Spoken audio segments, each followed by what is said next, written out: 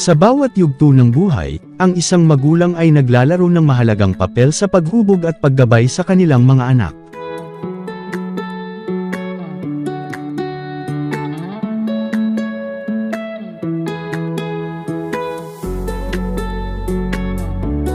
Subalit sa sandaling mawala ang isang magulang, parang lumulubog ang isang mahalagang araw sa kanilang pamilya.